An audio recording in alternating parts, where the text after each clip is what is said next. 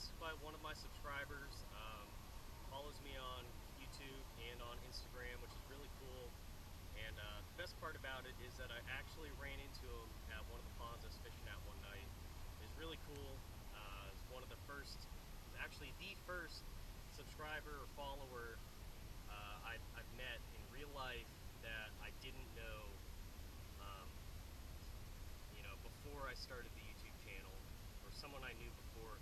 I just met them, and he happened to be a subscriber on my channel. He knew that I fished at a pond next to his house, but yeah, it was really cool. It was a really different experience for me, and he asked me to make a video for you guys. I'm gonna try not to make it very long at all, because I don't really have many baits to show you. I could, but this video is gonna be about fishing in the fall.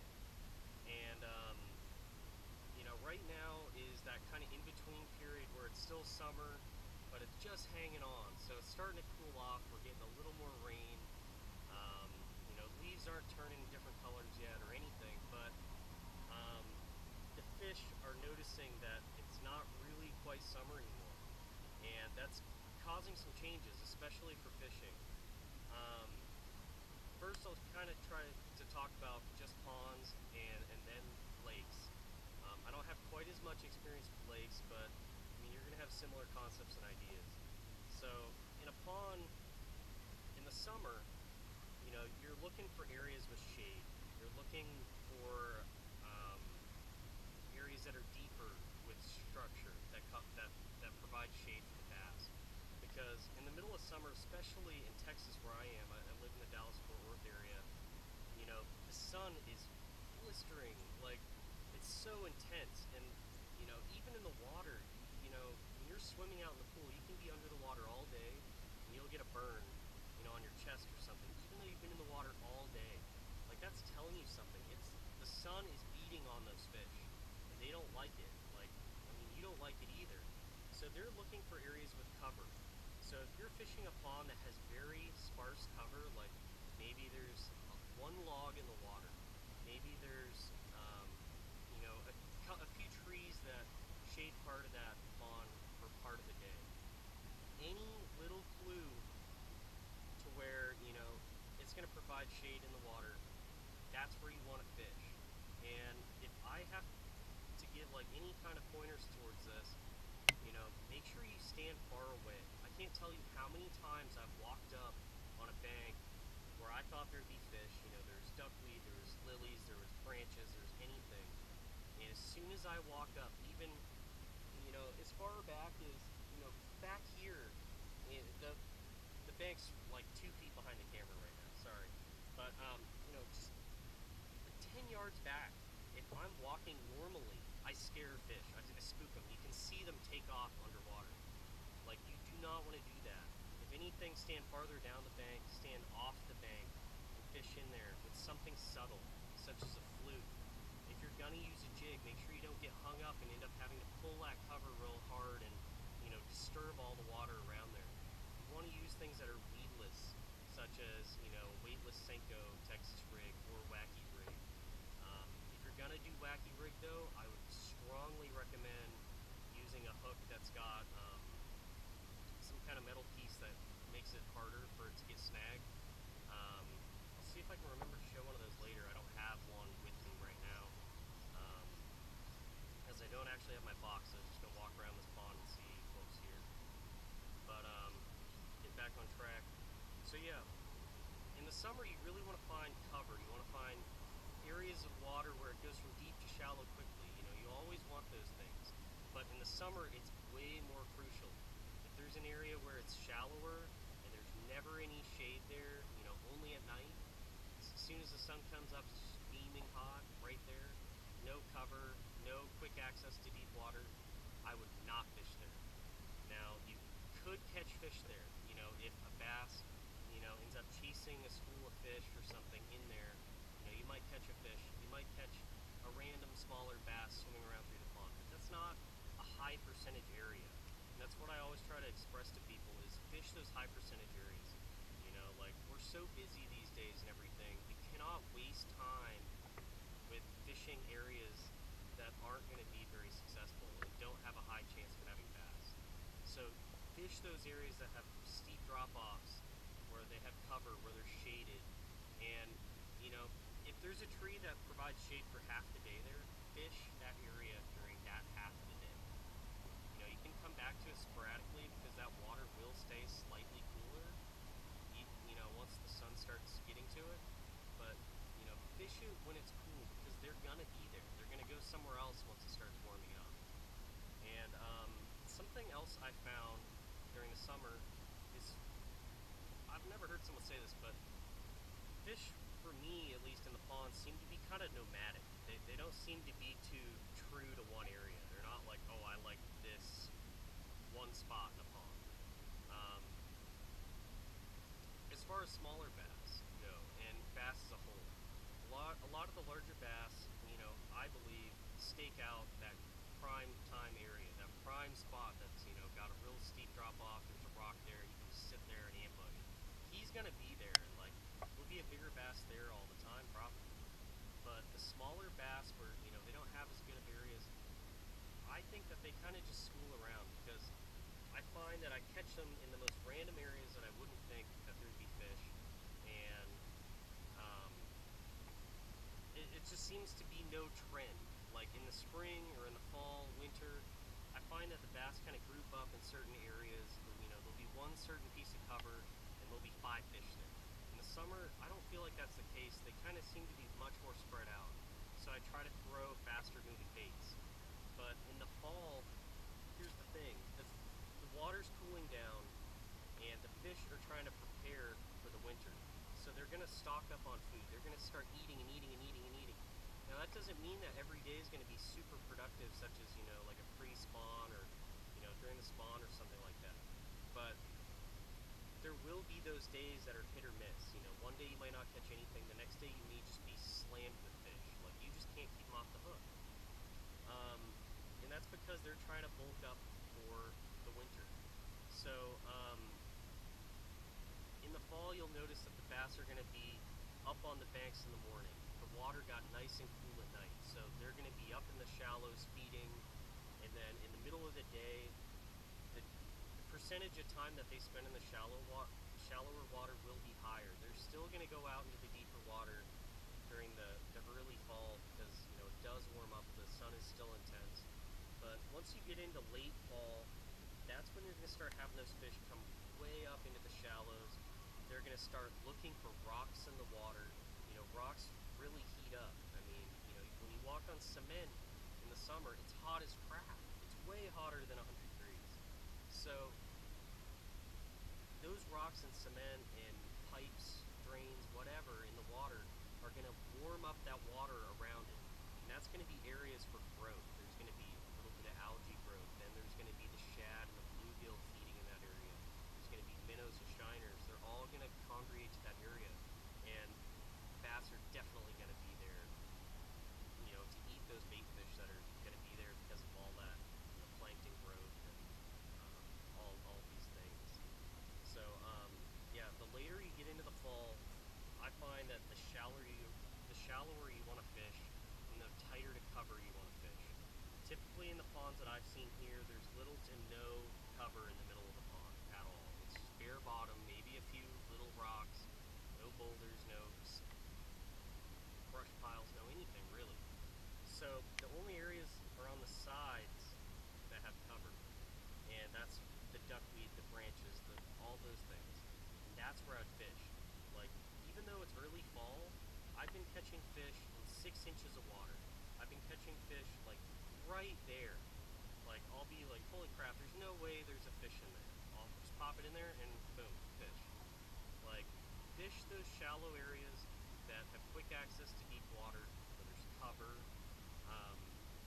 You know, in the summer I try to throw faster moving baits because I feel like they're more nomadic. They're going to be kind of everywhere and spread out. So you kind of need to get those reaction style fish, you know, bites, because, you know, if you spend a long time fishing in one area and there's only 2 fish there, that's not good. You know, you want to be getting your lure in front of as many fish as you can. But, you know, in the fall, and especially going into the winter, they're going to be very close to cover. They're going to be really close to those rocks and stones and cement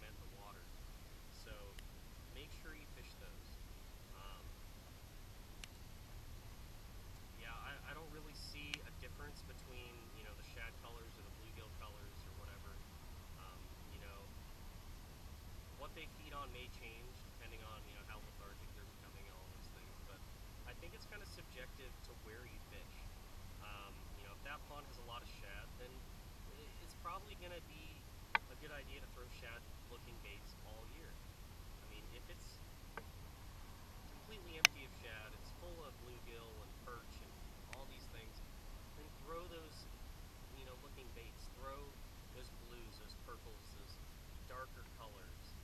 You know, I don't think that, in the fall you need to throw bluegill, or, in the summer you throw shad. Like, it's, especially when you're fishing ponds, I don't think it matters, because if, there's no bluegill in there, why would you throw a bluegill bait? I mean, you might catch one, especially a smaller one, but you're not going to catch those feeding fish that are looking for those, specific kinds of fish if you have a different looking lure. So as far as lakes in the fall, a lot of the same things are true. You're going to want to fish those areas, that go from deep to shallow really rapidly. You're going to want to fish next to cover. I don't think you need to fish, like just humps quite as much. If you find a hump that has a stump or a tree or something, fish that definitely. You're going to want to fish those areas that have rocks for sure. I don't know why, but for me, it's always the most successful place in the pond or lake or whatever. Anytime that there's rocks, like, I spend way more time there than anywhere else. Logs are great, but they just don't seem to attract fish quite as much as, boulders and rocks, because bass like to sit there in those crevices. They like to sit under an overhang, and, they feel like very protected. They feel like the bait fish can't see them. A log, like, unless if the bait fish is coming from a certain direction, it's going to either see part of the fish or it's going to be swimming right at them, and like, then there's no ambush. It's just like catching a fish in the middle of the water. It's the same thing. It's just schooling and catching them. And bass, they're ambush predators. They don't like to school. I mean, the small ones will school, things like that, but the larger ones, they're gonna be in those prime locations where lots of bait fish hang out. They're gonna be ambushing. I mean, that's why usually you catch those big bass next to cover, or next to rocks and branches and logs. Now, I don't know if that's because they're just bigger and they aren't as fast, or maybe they get a big gut, so maybe it's because they got such a big gut that it's weighing them down. They're not quite as fast. It's a lot easier for a bait fish to see them coming. Like, when you got a bass this big coming at you, it's so much easier to see than a little bass that's this thick. I mean, it's a huge difference. It's exponential, especially for fish that's going to be eating. So yeah, in the fall, especially when it starts getting a lot colder, slow down your retrieves.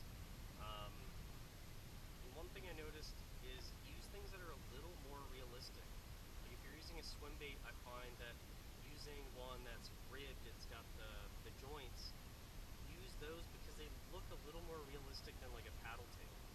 I mean, that's not saying you can't use them. Tons of people do, but try to use things that are more realistic. Slow it down and let those fish have a chance to eat something. And another big thing, sorry if I'm rambling or if this is going on forever, I think it's almost 15 minutes, but when the water starts getting colder, I like to throw baits that are a little larger, because for a bass, when they're lethargic and don't have much energy, they're not able to catch as many fish as easily and get that energy source. They're going to pick and choose what they chase. So if you throw something that's larger, the risk versus reward is so much greater for them. I mean, if they get to eat one fish and that's their meal for the day, they'd much rather do that than eat, half a school of shiner. I mean, that would take an enormous amount of energy. They have to keep hitting them. They have to keep hitting them. They have to rest for a minute. They have to hit them again. They have to go in. They might hit one and miss them. Like, with a big fish, they chase it down, they eat it, then they're done. They get to just chill. Like, who doesn't like that? It's like going out and having to farm your food versus go to the store and buy it. It's kind of like that. So these tips really help you. Um, and another big thing I want to express is, I've only had one person request a video, um, and I'm making that video. I want to make videos that you guys will enjoy, things that will help you. This channel, you know, I originally wanted to start so I could have footage one day when I'm older, so I could show my kids. I could look at it myself and be like, wow, look at those fish, like catching so many fish. I'm having such a great time with my friends, but after a while, I started thinking about fishing more, and I started watching my friends trying to help them more because I started thinking more about fishing and what I was doing and analyzing it better. And I saw my friends start getting better at fishing since I started helping them, and just the joy on their faces and seeing them catch a fish, like, it was just amazing. Like, I helped this random dad and son that was fishing. They'd never fished before, and I had to help them with everything. They didn't know how to tie a knot. They didn't know how to anything at all. Like, it was like fishing was from another planet. It was like trying to teach them how to be an astronaut in 10 minutes. I helped them for like an hour or two, and the most amazing thing happened. This little kid who was 4 or 5 years old, he caught his first bass right then. And like, I hadn't caught a fish for 2 hours before that, and he caught a fish, and he was doing exactly what I told him. He had a fresh, clean slate. He had no idea what he was doing. He was just doing what I told him, and he caught, I think, 2 fish actually. One was a good-sized one, and one was really small, but still, the look on his face got me hooked. I was like, I want to help people. Like, that's part of the reason why I want to be a doctor. But, it's like, if I'm going to make these videos, why not help people and, like, make their fishing experience better? No one wants to waste their time. Everyone wants to go out and catch fish. They don't need to be the biggest fish, but everyone wants to catch fish. That's the goal. Why would you go fishing if you didn't want to catch fish? And I want to help you guys do that.